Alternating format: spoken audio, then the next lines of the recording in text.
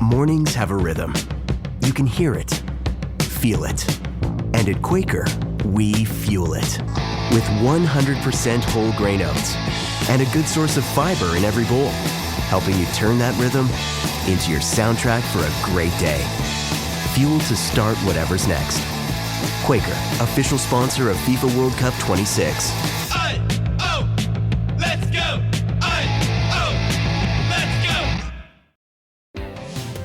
If you've ever blasted synth beats from your boombox or burned CDs for your besties, this one's for you.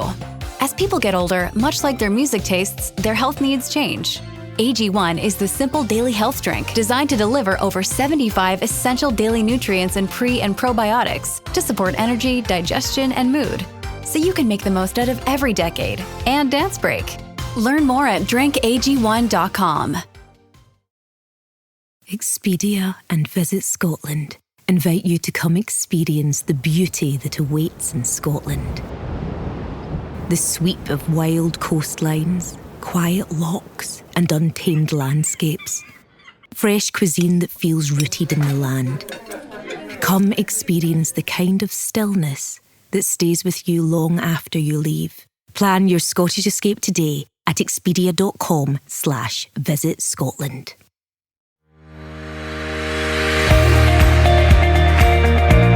I'm JJ Virgin, PhD dropout, sorry mom, turned 4-time New York Times bestselling author. I'm a certified nutrition specialist, fitness Hall of Famer, and I speak at health conferences and trainings around the globe. But I'm driven, most of all, by my insatiable curiosity and love of science to keep asking questions, digging for answers, and sharing the information that I uncover with as many people as I can. And that's where you come in. That's why I created the Well Beyond 40 podcast, to synthesize and simplify the science of health into actionable strategies to help you thrive. In each episode, we'll talk about what's working in the world of wellness, from personalized nutrition and healing your metabolism to powerful aging and prescriptive fitness. Join me on the journey to better health so you can love how you look and feel right now and have the energy to play full out at 100. Don't miss an episode. Subscribe now at subscribetojj.com to start unlocking your healthiest, most energetic self. Want to listen to the show ad-free? Head over to subscribetojj.com and start your ad-free experience today. Welcome back to Well Beyond 40. Today's episode is going to challenge the way you think about food, health, and what's really in the products that we trust. Well, maybe not trust much anymore. We're sitting down today with Dr. Will Cole, a leading functional medicine expert and someone I have deep respect for. He's been on the front lines of the health revolution, advocating for cleaner food, better nutrition, and a more conscious approach to wellness. Dr. Will just got back from taking on Kellogg's over artificial food dyes, which have been banned in other countries, but strangely enough, they're still being pushed on our kids here in the US. I said that a little facetiously, I admit it. So he's going to be in studio with me and he's going to pull back the curtain on what's really happening in the food industry and why it matters for your hormones, your brain health, and your overall vitality and longevity. We're also going to dive into how stress and emotional health impact gut health, the dangers of ultra-processed foods, and why setting boundaries might just be the best medicine for your nervous system. I will tell you that when I think of Dr. Will Cole, I think of JOMO, and you're going to hear why and what that is in this episode. Plus, we're unpacking the shocking truth about food policies in the US, why thousands of additives are approved here but banned in other countries, how the SNAP program is fueling chronic disease, and why the health of our most vulnerable communities is at risk. And if you've ever wondered why big food execs won't even feed their kids the products they sell, you're about to find out. So get ready for an eye-opening conversation that might just change the way you look at what's on your plate. Let's get started.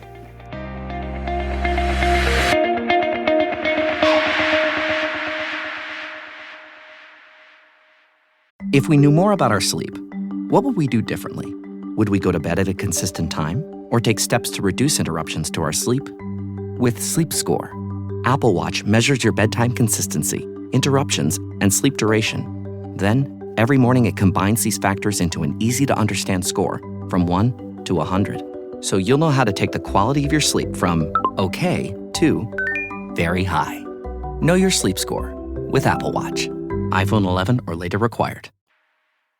Dr. Will Cole, Hey, I could JJ. not be happier to be sitting here with you. Thank you so much. Thanks for joining me and like coming out when I was in town. I know. Well, I actually changed a bunch of things because I'm like, Will Cole is in my neighborhood. I'm here.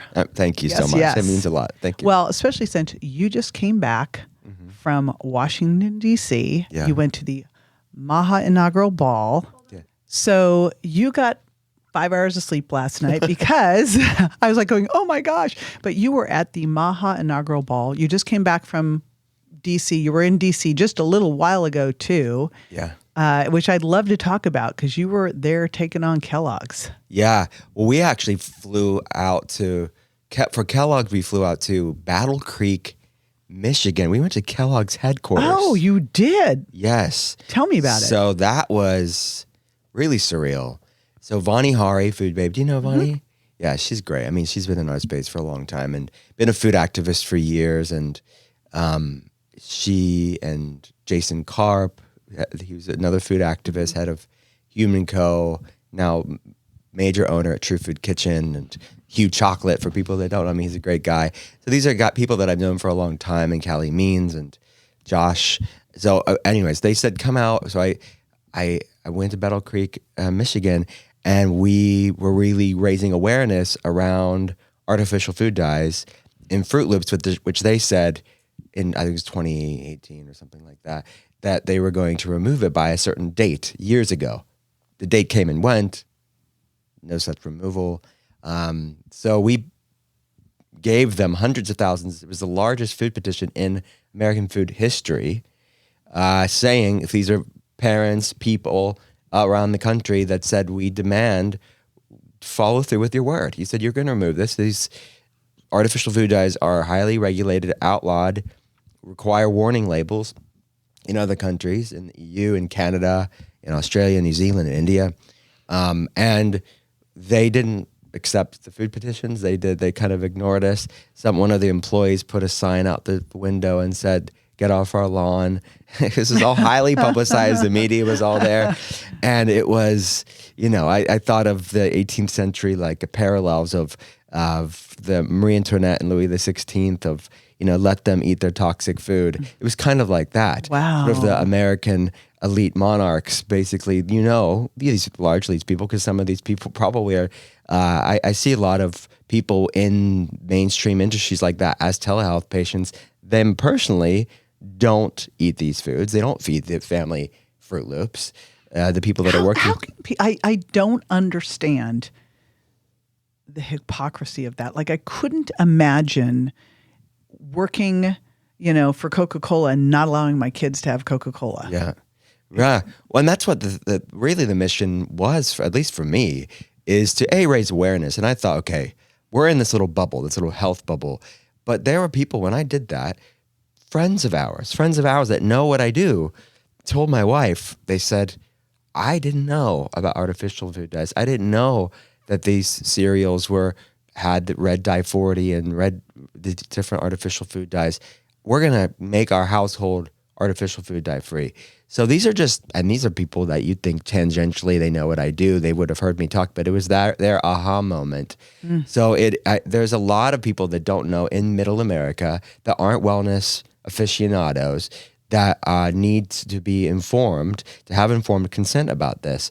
And the second reason that I think this is so important is that this disproportionately hurts poor people and people of color, because a lot of kids aren't fed well at home, and they depend on the public school system for their food. And these are the foods that are completely humans should not be consuming them, but yet they're being fed these foods in school. So it was really about that and saying, well, look, there's always going to be customers for Kellogg's. There's always going to be customers for junk food industries, but can we make it at least equal playing field as other countries? And instead of artificial food dyes like it is here, in other countries, they color the cereals with fruit and vegetable extracts. So yeah, Is it just a lot more expensive to do it? That's what it is. The right way? I don't know if it's a lot more expensive, but it hurts the bottom line. That's why it's not done. Is that because Kellogg's in those other countries do with the fruit and vegetable extract Because they don't have a choice, right? Yeah, they don't have a choice, and that's their position. Is that until it's the law of the land, which recently with Red Dye 3, which isn't Fruit Loops, but Red Dye 3 is another junk food, packaged food. Now that it's the law of the land with Red Dye 3, companies are going to have to shift in a few years, right, as this rolls out. But with Red Dye 40, Kellogg's position is until it's the law of the land for these artificial food dyes, we're going to follow the law of the land. And in these other countries it is, so we follow the rule. But in America, their reason is profits and kids. They said from a color testing standpoint, the bright colors of the artificial food dyes tests better, and they prefer it. So that it's making forever kids customers. Would prefer, like my nickname growing up was Poppy, not because I lived in California and it was the flower, it was because that was my favorite food. Yeah. I mean, if you did this based on what kids prefer, right? Could you imagine? Right. Well, and it's like, it doesn't actually change the taste. It's not like that. It's a purely marketing. But we know it causes behavioral problems in kids. I mean, you look at a significant number of kids have a diagnosable mental, emotional, behavioral problem. Mental health issues and behavioral issues are of epidemic proportions. So this is criminal, really, what we know. And this isn't a woo-woo person on the fringe. This is the FDA's equivalents in the EU, Australia, and Canada. This is their position. And we're just saying, yeah, let's take that cautionary position that even in these small doses, because that's the argument. I thought, well, food dyes would bring people together, right? Because who's going to argue for food dyes? There are people that will die on the artificial food dye hill because they just are contrarians by nature. And if we say it, they have to be against it. And there's people that say, well, the dose makes the poison and it's a small amount and just have it. And I say to that, well, why did the FDA at this point, why are they outlawing Red Dye 3? If they are not doing this off of woo-woo. They're doing this off of the science that's there. And when you look at the epidemic rates of these chronic diseases and behavioral problems, there's a reason for it. And it's multifaceted. It's not just the food dyes. So that's what happened in Battle Creek, Michigan. And then we celebrated. We celebrated at the Maha inauguration ball in D.C., just with where our community has gone. TBD, time will tell. But who would have thought that people in our community and now are going to be in key positions in determining food policy for the United States? What do you hope is going to happen in the next couple of years with this? I talked to Marty, who's incoming. That is so exciting. That I can't. I mean, he's in functional medicine. I mean, Marty is in functional medicine. He's the incoming potential candidate for the FDA at the time of recording this. Has to be, nominated and all of that with Congress. But they are hopeful. They are hopeful that if they can get even half, because they know there's some dark, disturbing, corrupt systems at play that really don't want this to happen. But they are hopeful, and they're on the inside. I'm not, but I'm hearing from them that they are very hopeful of what they can achieve. So if they're hopeful, I'm hopeful from all signals that I'm hearing.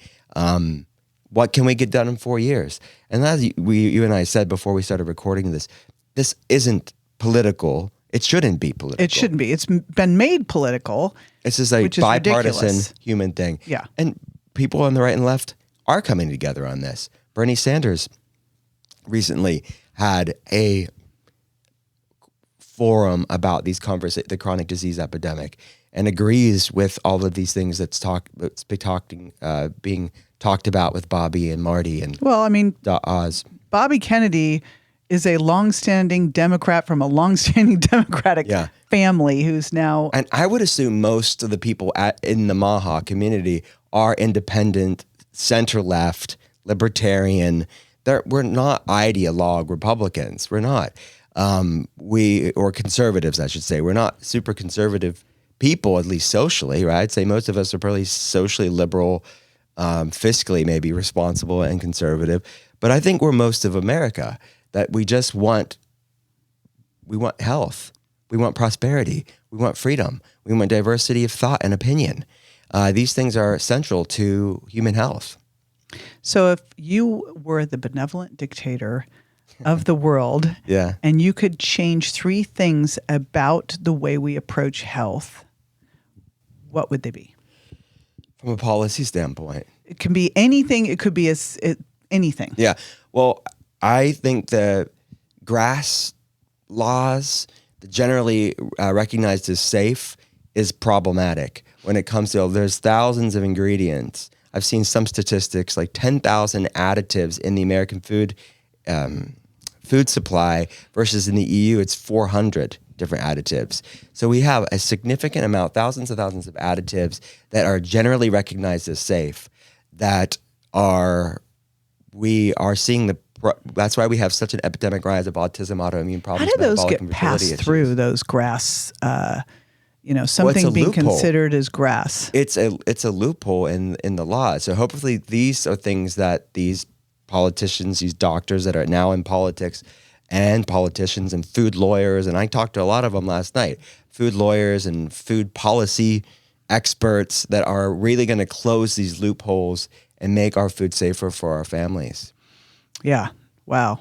They need to go revisit every single one of those. Yeah, 10,000. Okay. Let's go through all of it. Yeah, and make a tighter thing for new ones coming in. Yeah, exactly. So I would say really reform grass. I would say, if we're talking pure policy, I think that we should quit, start reforming the subsidies towards these monocrops, like the wheat and the sort of soy and these genetically modified glyphosate sprayed crops. I think that removing subsidies for these crops would do tremendous good for the American food supply. I think that looking at the food stamp program, they don't call it now, the stamp program. Yeah, whatever it is. The SNAP. Sorry, the SNAP program is sort of the rebranded version of it.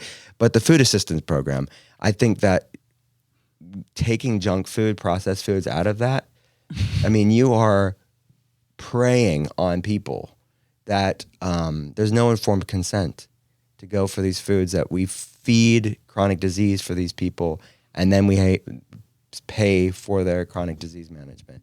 So those are some big policy things that I don't know if I would say if I was a dictator, but if I was... I say always benevolent. If I was a benevolent dictator that I could just wave a magic wand and change American food policy, those are some ways that we would start. But then look, I think that getting special interests, this is a major one, is getting special interest out of food research, health research, food research, pharmaceutical research, and really having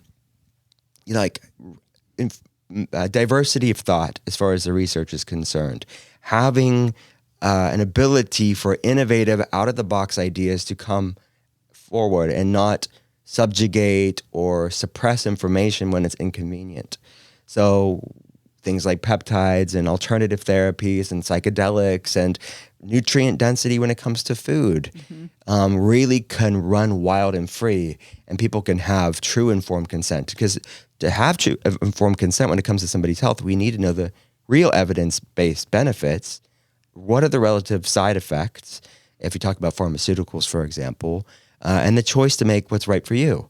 But we don't have any of that right now. We have cherry-picked data, we have propaganda, we have suppressed information, and then how are we supposed to make good information as a citizen on our food and drugs and choices that we make in our life? So those are some things, big things, but I think important things. Big things. Let's cross our fingers. So last night, I will say, when I was not out at the Maha inaugural ball, I was suffering a little bit from FOMO, but literally the person who represents the other side of that and having great boundaries and the whole JOMO, joy of missing out movement is you. Yeah, I talk a lot about it. Yes. So I've always had big, mad respect for you on that. A lot of your Instagram posts do that. And I'm like, okay, reminder, JJ, reminder. Because it's been a little bit of a internal struggle. With Hey, it's JOMO comes easy for someone like me because I'm more of an introverted homebody type of guy, where I have to check myself and push myself out there a little bit because it was very much easy for, like, I was telling my wife as I was ready to fly to DC, I really just want to stay home. I don't really want to go. And I pushed myself to go. But you're right. Most of the culture is not like me, where we're hyper connected, we're super involved, and we're struggling with burnout. And it's that hyper connectivity on social media, and it's always go, go, go. And all in our own way, cultivating some joy of missing out. The antithesis, the antidote of FOMO is good for our nervous system, right? It's supportive of that parasympathetic, which I can tell you clinically, and you know this, but like a lot of people are dealing with dysregulation of their neuroimmunoendocrine axis, their nervous system, their immune system, their hormones, their endocrine system. So JOMO is I call it a metaphysical meal. Like we look at food as medicine, we look at biohacks and supplementation on like the physiological side, but that psychological side, these mind-body meals, if you will, that bringing some acts of stillness, some healthy boundaries with ourselves is sometimes the best medicine. Like saying no and making no your multivitamin is some of the best things you can do. So I applaud you because you're busy. And you're between two trips and you're like, I'm going to make this Maha ball work. But you're like, no, I'm going to rest and sleep because I have a trip coming up. I applaud you. And you know what? Social media always makes things look That's why I wasn't even better. going to look at it because I was like, this will just make you more upset. I ordered an extra gown just in case I changed my mind. I love that you came that far. But I did. I was You like, went that far to see. But it's funny. I was in preparing for this. I saw a statement. You said boundaries are medicine. And I was like, Yeah. calm down. And here's the irony. This mastermind retreat that I was putting on with all of these amazing practitioners this past weekend, it was a release ceremony. What do you need to say no to? It was all of that. I'm like, listen, Yeah, that's good. Yeah, social media, it's a blessing, but it's a double-edged sword, and it's a highlight reel. So you were missed. We wish you were there. But no, I'm glad that you had some self-care instead. Well, you talked about the nervous system, and I think I've interviewed you for most of your books. You did. Thank you I don't know if so I much. did all four. I think that you Maybe did. all four? Wow. So thank you so much for that. Honestly, your years of support. I thought about this as on my drive over here. I'm like, it does not go unnoticed. So thank you. Because as you know, having a book isn't easy. So when you do have a book coming out, I don't have a book out right now. I'm just here for fun and to talk. But your support meant a lot over the years. It's fun when you don't have a book because then I can totally dial into my ADHD and go all over the place. Yeah, there's no agenda. But I would love to go back over to gut feelings because you just mentioned the nervous system and parasympathetic. And how would someone know that they are sitting in that place of being, of anxiety, of nervous system dysregulation? What would it look like? And then, what should they do? Yeah. The sort of cliche, but it's deeply true, is that feeling wired and tired, anxious and exhausted. So I would check in with your whole body. I think that a lot of times it is that the mental symptoms of anxiety, exhaustion, trouble falling asleep, trouble staying asleep. It could be digestive problems to the gut-brain axis, and the vagus nerve is the largest cranial nerve in the body. It's responsible for that resting, digesting. So both the anxiety, calming, resting, but also your gut health. So a lot of people that have this dysregulation of the nervous system, the immune system, the endocrine system have digestive problems, chronic constipation, bloating, irritable bowel syndrome, IBS. So those are some problems. But because when the body's under that sort of frenetic fight or flight freeze state and the sympathetic tone is overactive, that can manifest in many different ways. There's a cascade, a ripple effect that can happen. So then it could be, hair thinning, hair loss. The thyroid's highly sensitive to stress. So thyroid issues can happen, which can cause a whole host of different problems. Weak nails, the outer third of your eyebrows thinning, fertility issues can happen here because you're talking about a cornerstone system, connection highway of the body that everything, when that's dysregulated, it's going to cause a lot of cascades throughout the body. So that neuroimmunoendocrine axis is really what I'm talking about. The gut-brain, brain hormonal axis.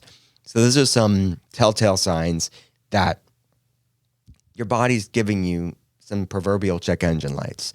And our job in functional medicine is to figure out, well, what is it? And then why is it going on? So we can start to bring function back. So someone listening, because so much of what you described is kind of every person everywhere right now, what are some things you could bring into your everyday life to start to shift that, to start to regulate your nervous system? What are your favorites? Well, and that's why I called that book Gut Feelings, because it was both and, not either or approach. So a gut and a feelings, a physical and then a mental, emotional, spiritual. So there's a protocol in that book that each day there's a gut and a feelings tool. So on the gut side, it could be bringing in more soups and stews, like broths, something that is like a proverbial siesta for your gut, where you're not working on digesting lots of raw things like salads or something like that, which have their place. Even you can have a salad; it could be a steamed salad, right? Something that is a little bit, when you're using sort of traditional Chinese medicine, Ayurvedic principles of when the body's stressed out like this, you want to have these hearty, nourishing, grounding, easy to digest things. So think soups and stews and broths. So that's definitely something that I would predominantly make your food as medicine in those sort of forms, and do some brothing and souping. And then on the feeling side, it could be cultivating JOMO into your life. Bring some joy of missing out. And what do? It's not just about not going to that inaugural ball. It's about what are you doing in that time? So maybe it's some breath work, releasing ceremony. It's how do you kind of nourish that parasympathetic. But some of my favorites are like breath work, meditation. I talk about like the Scandinavian practice of hygge, which is like getting cozy and, curling under that weighted blanket, which is also great for the parasympathetic, lighting that non-toxic candle, just sipping some, green tea or whatever you want to have there, some cozy thing, because not enough people do that. I got this cozy weighted blanket from Sunday Citizen that's got crystals in it. Wow. It is the greatest. That sounds fun. And the dogs love it too. I want to meet your dogs. Yeah, Tim does not love it. The dogs are like, yeah. The dogs love it. Well, next time you come, you have to come over for dinner with the dogs. What's the name of the brand? It's called Sunday Citizen. Sunday Citizen. They have a meditation pillow that's got the crystals in it. They've got the weighted. It's funny. I got one for Dr. Joe Dispenza, and he always makes fun of all the crystals. So I got him a crystal weighted blanket. He'll like it. He'll like it. So I love that. So are your ad campaigns lighting up the dashboard, but not the pipeline? That's bull spend, and marketers are calling it out in Dashboard Confessions.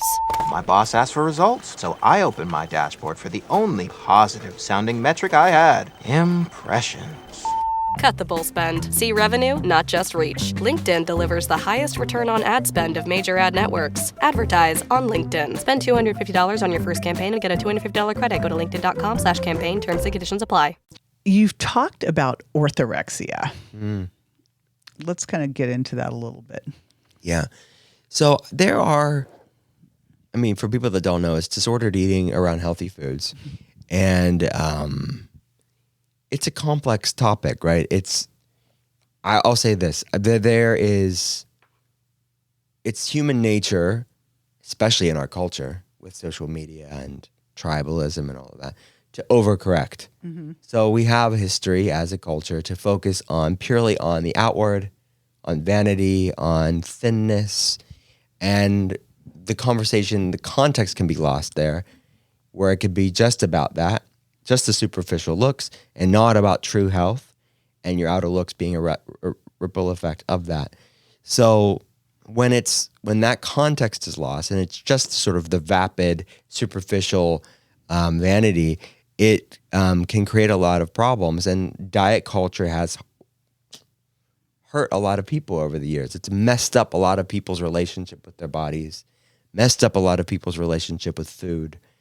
So we as society can overcorrect, and really it can look at different ways, right? It can look like the body positivity movement.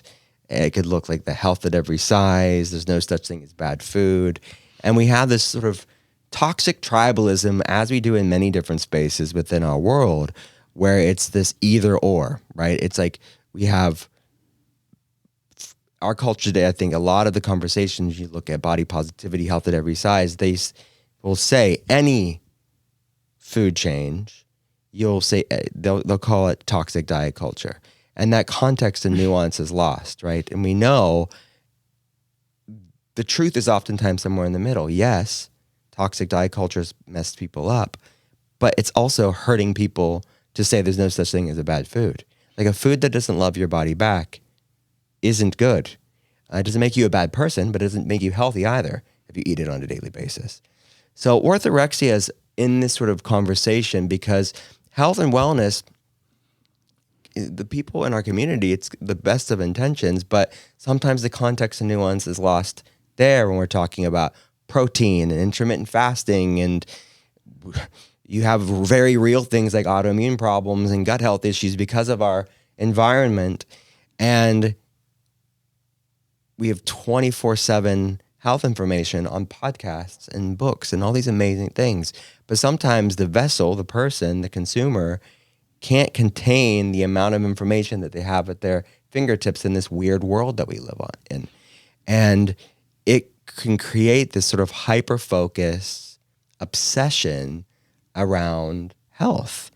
And stressing and having shame and obsession around health isn't good for your health. And it can become sort of that sort of toxic diet culture, but within health and wellness. So I think there's that aspect of it. So a lot of my job with telehealth patients is checking that. Is like, yeah, you can't ignore the fact that, yeah, there's some things that don't love the human body back. Yes, there is such things as environmental toxins and things that we need to have conversations about. But how can we have healthy boundaries with this information in the most real sense? Like, is it actually improving your health and edifying you? Or is it just really stressing an already stressed out person? So sometimes doing less is way more effective if doing less is more sustainable and practical for you. So sometimes it's about simplifying your life. But then there's another aspect of orthorexia that I see within our telehealth patients that have autoimmunity, because there are real, and not just autoimmunity, let me say this, digestive problems, food sensitivity issues. I see this among this population a lot because food has created flare-ups in them, digestive problems, food sensitivities, autoimmune flares, where their relationship with food and their bodies becomes very fearful and anxiety-ridden because they never want to have that flare-up again. So I get that. So that's a little bit different because it's not just, diet culture within wellness creating this disordered eating around healthy foods or orthorexia. This is like, yeah, I do have flare-ups from food. Now I have fear around foods, and it's orthorexia that way because it's real symptoms, but the stress and anxiety around the food will also be a contributing factor to these flare-ups around food. So we need to heal not just their body so they can improve resilience, but heal their actual relationship with food again as their gut improves, as their body's improved resilience, because I will find that sort of orthorexic mindset around the food will make reintroduction once the gut is healthier, once the body is healthier, it will make reintroduction nearly impossible because there's such this sort of negativity and a resistance around the food. So it's complex, but it's something that when I post about on social media, it's because I see it clinically with telehealth patients on both camps, people that listen to all the podcasts and they're just becoming obsessive, or people that have food issues and that trauma around the food flare-ups really creating a problem. They're eating 5 foods and they're afraid of all the other ones. Yeah, I don't know if you know, I was a co-host of a show called Freaky Eaters. I didn't know that. Just yet another weird one. You have, I know, you have a colorful life, that's for sure. It was kind of Hoarders meets My Strange Addiction. It was me and a therapist, a psychotherapist, Dr. Mike Dow. And it was people who were addicted to one food, and that was basically, for a lot of them, that's the only food they would eat. And it was at the expense of their health, their life, everything else. A common one was French fries. We had the cheesy potatoes girl. We had the person who had to put tartar sauce on everything, the person who had to put maple syrup on everything. A couple of them would only eat French fries, and literally if they tried to eat anything else, they would get sick. They would have that exact response. Yeah. Well, that's interesting because that's almost You should have been on that with me. I know. So I could have Would have told been you the great stories. co-host. Of the stories. Yeah, it would have been.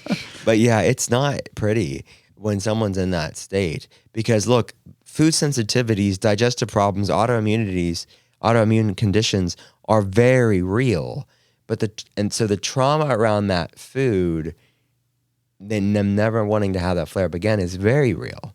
But at a certain point, especially when we're in functional medicine and we're improving gut health, we're decreasing the frequency and the intensity of the flare-ups, and the goal is to put these things in remission, the body can recover from these physiological flare-ups. But the mind is still in the past and on this sort of ruminating loop, where it's keeping their body stuck. So we have to deal with the feeling side of that gut feelings crosstalk, because so things like breathwork, meditation, EMDR, DNRS, I mean, there's different things that we can do to start to metabolize that stored trauma, to let the body know it's safe now, and we can reintroduce those foods that maybe flared you up in the past, but we can explore appropriately. We're not talking about every thing under the sun, but whatever makes sense on that person's health history, what is possible for their body. And I don't want them, nor should they want for themselves, and they don't. Most people don't. They want to have variety and flexibility and not this sort of constant hyper-focus. So let's get them there, but then we need to allow the nervous system to know, yeah, you are there now. We can work on reintroduction. You have been doing telehealth. We were talking about this. I think you're definitely one of the early adopters, if not one of the first pioneers in telehealth. How long have you been doing it? 16 plus years. That's what I mean. When I was at the Maha Ball, I'm normally in this one room talking to people online. So it was, I don't get out much. So yeah, it's been a long time. But when you get out, you go big. Yeah. Right. It's like I'm either in my little room or I'm at a big ball. Yeah, exactly. Nowhere in between. What have you seen over the last 10 years? Have you seen like an increase? Are you getting more people coming in with, say, autoimmune disease? What have you been seeing shift in health? Yeah, I think a few things. One is over 16 years, and I'm sure you've seen this too, is that our community has expanded a lot, and there's more awareness, I think, on health information.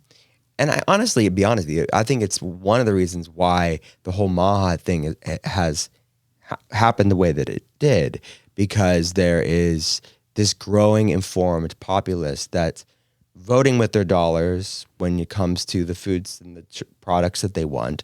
You think of, I think I've seen you there, but Expo West every year at the Anaheim Convention Center. I remember Expo West 20 years ago. Yeah, it's like it's massive now. Yeah.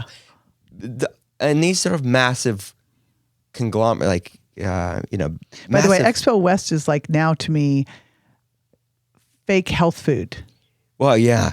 There's a lot of greenwashing. Yeah.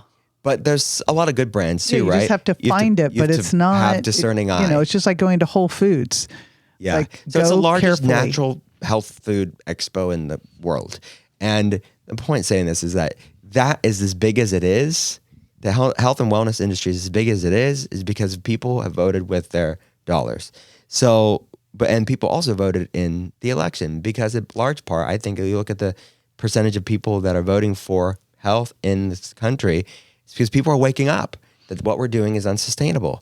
So I see that there's a larger, diverse coalition of people that maybe have a lot of differences in other areas, but this health area is one way that we can come together. So I think that I see that also clinically, is that people of all different backgrounds are really wanting agency on their health. And the old age of, because a guy said it in a white coat, take this pill, see you in 6 months, isn't going to fly anymore. That people really want to be educated. They want to have informed consent when it comes to all health choices in their life and food choices. So I think that's a big shift over the past 16 years. But specifically types of cases, I would say something since 2020 is a specific type of autoimmune condition called POTS, postural orthostatic tachycardia syndrome. So this is sort of a dysregulation of that neuroimmunoendocrine axis that I talked about earlier. So some signs common symptoms of POTS are things like vertigo, dizziness, heart palpitations, anxiety, brain fog, fatigue. Now, just because you have those symptoms doesn't mean it's for sure POTS, but there has to be tests and health history and context to determine what it is. But there's research now that show like a lot of these long haul or long COVID symptom people that don't recover from COVID, the COVID virus triggers POTS in a certain percentage of people and other inflammatory problems. So that's something that I would say over the past 5 years I've seen more of. Now, you and I both know that other viruses can trigger autoimmune problems. It's no news to us. Like we've been looking at this for a long time, 16 years of things like Epstein-Barr virus triggering chronic fatigue syndrome, nothing new. So the mechanism of action actually wasn't surprising when it started happening in 2020, but obviously at the time it was a novel virus. So it was, how is this going to how is this going to impact people long-term? Well, we're seeing that there's a certain percentage of people that it does trigger some sort of inflammatory problem impacting their nervous system, their heart, and their brain. So we have great success in addressing these issues and calming down that inflammatory response. And both the virus and the vaccine, not to get a little controversial, both can... Okay, we're coming out of the closet of being controversial at this point. All right, good. So both the virus and the vaccine can trigger it. So people, and we talk about this on social media, the comment section goes, ablaze, because people that didn't get the vaccine, they just had COVID, and that triggered the autoimmune issue. And then people that didn't get COVID, but the vaccine triggered this. It's a both and, not either or. So I have no doubt that there will be studies that show the vaccine exponentially is more likely to trigger it over the virus. Time will tell on more studies when it comes to that. But I think the early data, anecdotally, I will say that I would agree to that as well. But it doesn't really matter because they both have inherent risk. Getting a virus has inherent risk. Getting a vaccine is inherent risk. The problem that I had from 2020 and on, those early days of COVID, 2021, really 2022, is the mandates. Because that was the real problem. It's like, okay, they didn't have a choice. If you're going to lose your job or you can't go into a building because you don't have a card and you have an autoimmune condition and you're just afraid and you want to do the right thing, and then that triggered POTS, that's the problem. But you can't control if you get a virus or not. You didn't choose that. But you have to, you were being forced to have something that could cause problems. So I think that was criminal. The mandates were criminal. But those are some things that I've seen over the past 5 years is this rate of autoimmunity. Now, it's not just one thing, right? It's environmental toxins, it's poor gut health, it's trauma, it's a confluence of different factors that are at play. So it's never just one thing. But what do we have choice on and what don't we have choice on? And let's start emptying the bucket as much as we can. Yeah, and as far as environmental toxins, I was listening to a podcast you were on. I think it was with the Skinny Confidential. Yeah. With Michael and Lauren. Mm-hmm. And you were talking about something that I was like, oh, I didn't think it was that way. Where I was figuring, especially being here in Florida, that the old houses would be the moldy houses and that the new houses would not be. And you actually said the opposite. And I was no, yes, you did. Yes. Oh, I know. I'm glad I said that because I don't remember saying that in front of the world, but I that's what I see clinically. Because a lot of our patients have new homes, right? Especially in Florida where there's a lot of new builds, a lot of new developments here. And they think, well, my home was just built. That's not an issue. But it's in their HVAC system. It's in their air conditioning system. Or it's behind the walls and it was damp lumber when they built the house and it never fully dried out. And these are microscopic mycotoxins that can easily be circulated around the house. So it's not just the old buildings. If anything, I've had people in the construction and the remediation space tell me that a lot of the older homes, this is generalizing, but a lot of the older homes were built better where the home could breathe and actually could limit the amount of mold because there was more oxygen going through versus these new homes, the sort of maybe craftsmanship or design or techniques are different where there's the home is not breathing, and it can fester a lot of these mold toxins and other environmental toxins too. Yikes. So looking at metabolic health, again, because you do a lot of labs at your clinic, if someone wanted to go just look at the most important markers for metabolic health, which would they be and which numbers are the ideal ranges that you love? So you and I were talking about this before, but a lot of this is pre-pandemic data. But I think it's a UNC report study that cited around only 93% of participants. Let me say it this other way. Only 7% of participants hit the criteria for optimal metabolic health. 93% of the sort of 93% of people don't have good metabolic health. And I think when you look at the conventional, standards, they're a little bit loose. They're looking at statistical bell curve averages of just general population. So they're not even the functional ranges, the optimal. They're just average ranges. So I would have even tighter, more optimal ranges. So it's probably you'd have like 3%. Yeah, we probably 3% of people would check all the boxes for optimal metabolic health. So this is where I want the numbers to be. Glucose, your fasting blood sugar to be under 90. HDL, or good cholesterol, to be above 59. Triglycerides or circulating. Men and women, doesn't matter? Doesn't matter. Why do they always have the men and women different on that? Yeah, I don't know. I'd want it to be the 60s and 70s for both men and women. Yeah. So I'm sure there could be different reasons between men and women, but as long as we're above 59, I see great outcomes and people feel great. Yeah. So I don't have to have it significantly different. So HDL above 59, triglycerides under 100, the A1C to be under 5.6, you could say 5.7. That's your 3-month average of your blood sugar. Where would you really love that to be? 5.4 would be beautiful. That'd be beautiful. We do this, but when it's needed, wearing like a continuous glucose monitor for a month and looking at their glucose spikes and dips throughout the month and seeing how food, stress, and sleep impact their blood sugar, but having optimal blood sugar balance throughout the month. And inflammation markers, high sensitivity C-reactive protein to be under 1, homocysteine to be under 7. We would run what's called a nuclear magnetic resonance test, NMR test. We'd want small dense LDL particles, which are they're the particles that carry LDL around. They're the oxidized, sort of inflamed particles that carry cholesterol around. We want this to be under 950.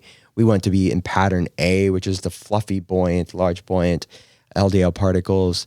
And so those are, when you look at that, the NMR test, the cardiometabolic testing and the comprehensive metabolic test, LabCorp will also assess insulin resistance score. So if I can get that test with LabCorp, if they're not going through Quest, I could look at their IR score as well. I want that to be as low as possible. So when you're looking at just metabolic health, those are what I would pick. There'll be a few other ones. ApoB would be one. LP(a) would be another one. And these are all conventional tests. Mm-hmm. Like none of these are functional medicine fringe tests. They're just not typically all ran. Some of them are ran, obviously, but not all together. And if I could be super picky, like looking at magnesium, vitamin D would be super helpful for metabolic health. Still blows my mind that we do not regularly do vitamin D. Yeah, and just it's difficult for coverage for some people with their insurance.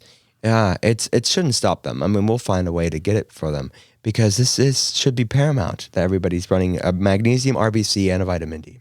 And the critical thing here is those numbers you just said, like if you look at the labs, the ranges are not that. Yeah. And so that's the biggest challenge with this whole metabolic health thing is the ranges are too high. And so if you get to this, because it's a process over time, like you don't wake up with poor metabolic health. Yeah. Right? It's a process. Yeah. Well, by the time somebody's diagnosed, it's about 4 to 10 years prior to that diagnosis that things are brewing on that sort of dysregulation continuum. Now, if I was benevolent dictator. Yeah, what would you do? I'm going to know. I would add in a grip strength test and a VO2 max test. Yeah. And a balance test. Like I would look like, if a VO2, exercise fixes a lot of stuff. Mm-hmm. They used to always say you can't out-exercise a bad diet. I go, well, it can actually make a big dent.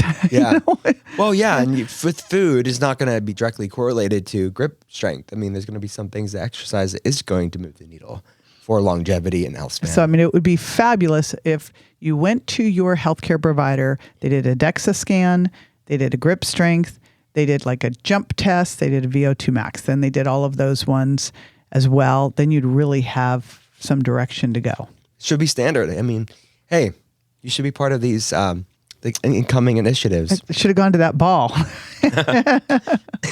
Well, let's talk. Before we wrap up, since it is well beyond 40, I do want to jump into the aging conversation a bit.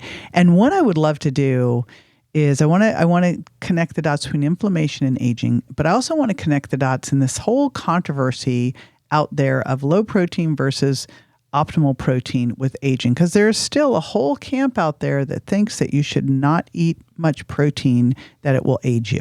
Yeah.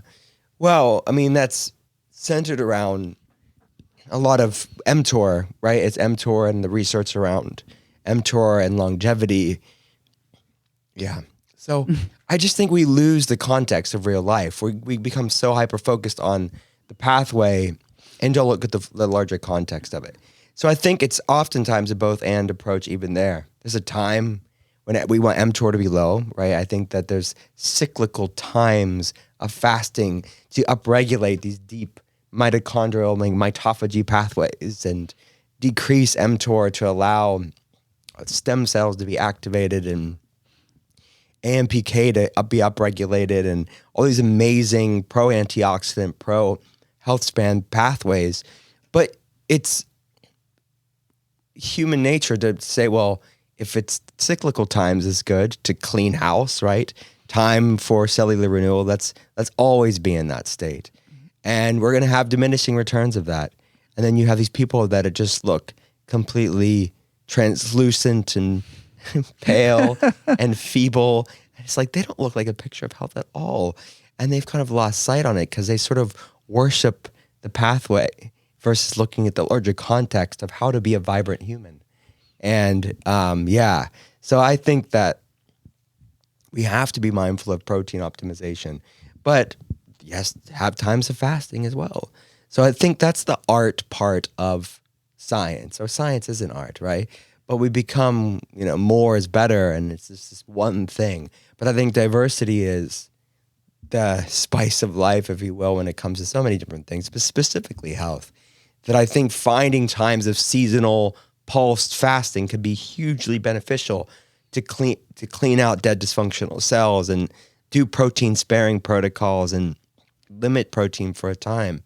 But long term, I think the data is clear that one of the best things you can do for longevity is maintaining lean muscle mass, and making sure we have adequate protein is a significant part of that. Not the only part of that, but it's a significant part of it.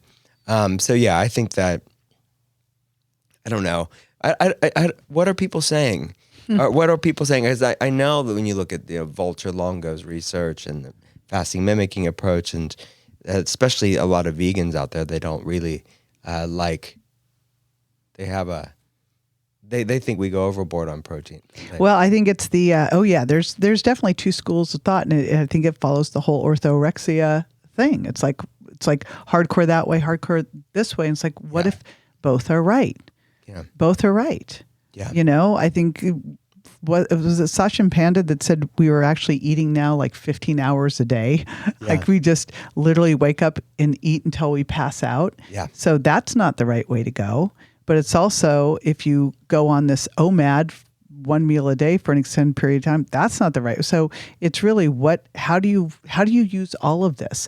To me, it looks like Western medicine and say combining Chinese medicine, Ayurvedic, they all have great things in them. Yeah. We don't, if I threw out Western medicine, I would not have, my son would be dead. Yeah. So how do you take the best of all of these things and use the right tool for what you're doing? Yeah. And so, yes, sometimes we want mTOR low, and sometimes we want it high. Yeah. And it's not either or.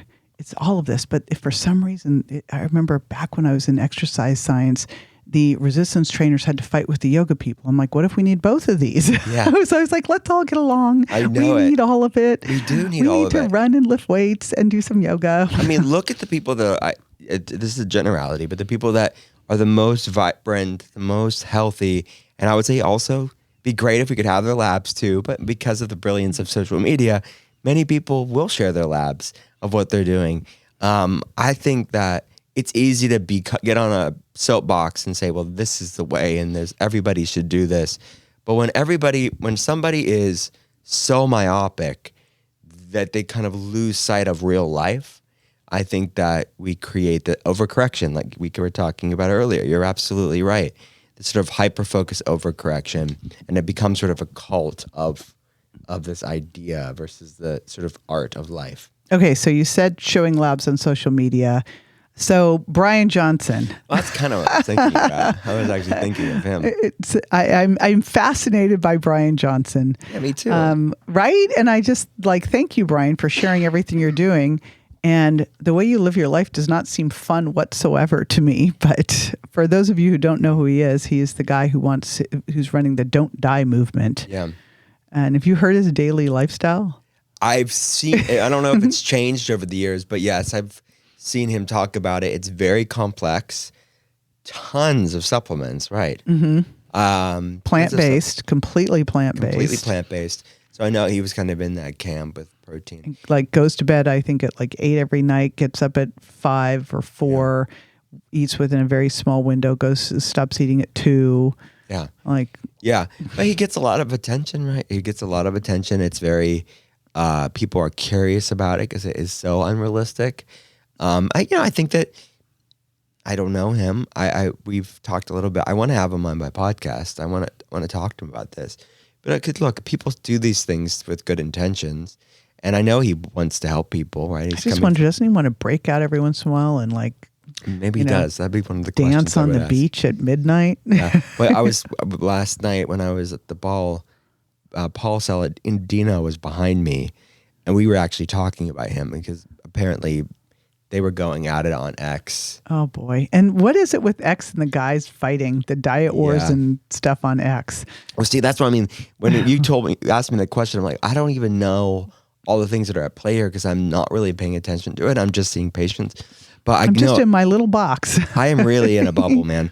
But someone else brought it up, and I was like, Paul, what did you say to him? What did you say? And he was going to get. It's funny that you asked that question because that's what it was centered around, was protein.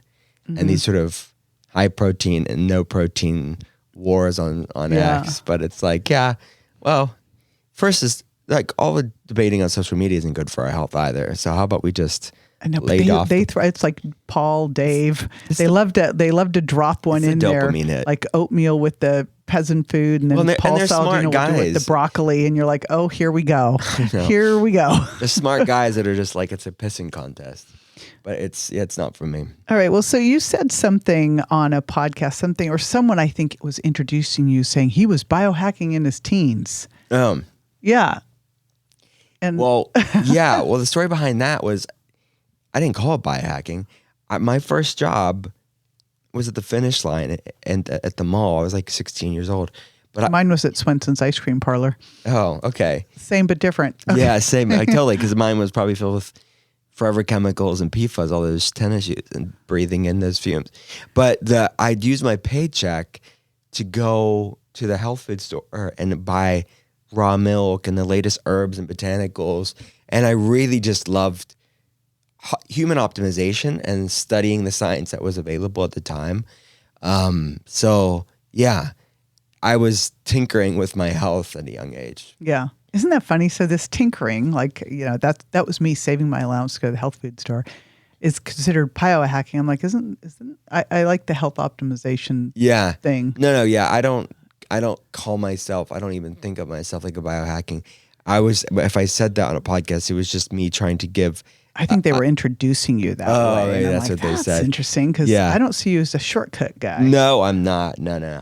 No, human optimization, feeling good, which a lot of the biohackers want to, right? It's like that's ultimately their goal. Exactly. I'm just like, when I hear it, I'm like, no, don't try to shortcut your exercise. Don't try to shortcut your So sleep. even when I say that word, I'm not even thinking of the shortcut, but you're right. That's how Dave uses it historically, right?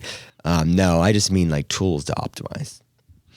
Yeah. Yes, that makes sense with what I know about you. Yeah. So for people listening who would love to follow you, maybe come to your telehealth clinic, et cetera, we'll put this all at jjvirgin.com/Will Cole.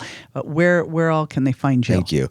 drwillcole.com, at Dr. Will Cole on all the handles. Where are you? Where's your one that you're most active? Instagram. That's what I thought. Yeah, Instagram is where I'm at the most. But we do stuff on X. We do TikTok when it's available, but mainly Instagram.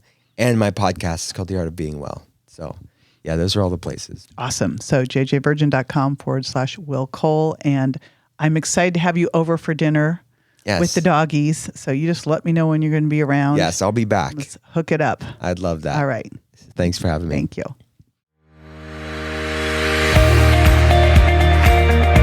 Be sure to join me next time for more tools, tips, and techniques you can incorporate into everyday life to ensure you look and feel great and are built to last. Check me out on Instagram, Facebook, and my website, jjvirgin.com. And make sure to follow my podcast at subscribetojj.com so you don't miss a single episode. And hey, if you're loving what you hear, don't forget to leave a review. Your reviews make a big difference in helping me reach more incredible women just like you to spread the word about aging powerfully after 40. Thanks for tuning in, and I'll catch you on the next episode.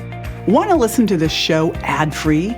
Head over to subscribetojj.com and start your ad-free experience today.